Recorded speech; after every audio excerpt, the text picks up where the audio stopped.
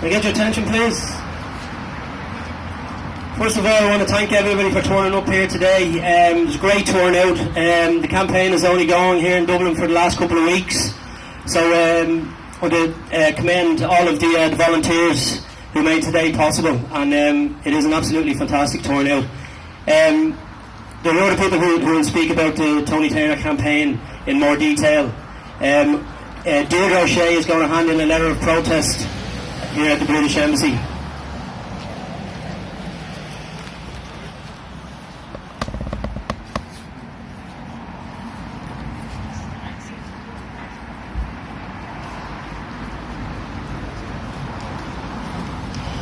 And Mags Glennon is going to read the content of that letter.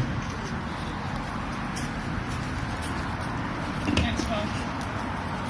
Ambassador Chilcott, we of the Free Tony Taylor campaign write this letter to you to outline the reasons we are protesting outside the gates of your embassy this afternoon.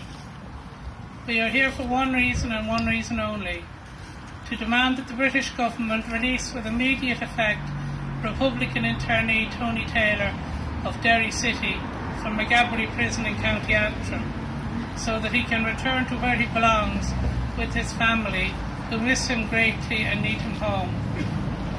They no longer should have to suffer the indignity and hardship of the absence of Tony, a devoted husband and father that he is, suffering what is unquestionably an outright illegal and unjust imprisonment.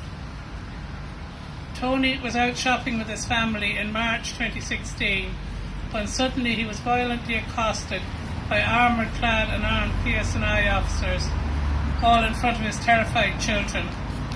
The PSNI subsequently took him to Maghaberry Prison and threw him into a jail cell. He has languished there ever since. The only reason given thus far as to why Tony finds himself kidnapped and held captive in prison is that Theresa Villiers, the former Secretary of State in the north of Ireland, which we might add is an unelected position with no mandate electorally in any part of Ireland, deemed Tony to be a risk to the public based on an alleged MI5 assessment. This is an assessment that has never been presented to Tony or his legal team and has never been discussed in open court. This paltry and pathetic explanation is not an acceptable excuse to revoke a previous licence that Tony had been released on. Aidan Carlin, Tony's solicitor, had this to say on the matter.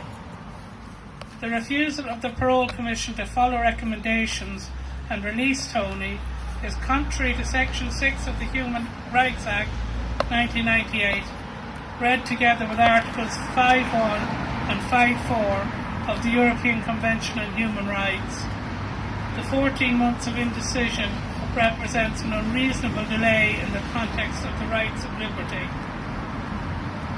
Irish people did not stand by as the British government enforced internment in 1971.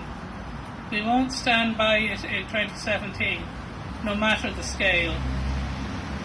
Know that this campaign has a massive number of public representatives and prominent influential individuals and respected organisations on our side, north and south. This includes many politicians from a plethora of different political parties. That list is getting bigger by the day. We will not sit idly by and allow the British government to scoop up Irish citizens from their own streets and illegally confine them. Tony has now been 487 days interned. Every day he wakes up in the Maghaberry hellhole is a gross miscarriage of justice. This is only the beginning of our campaign, so expect to hear more from us. We plan to highlight this matter by lobbying, agitating and engaging in regular street-level peaceful protests and activism.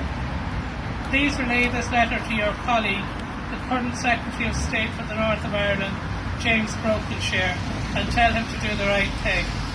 Free Tony Taylor.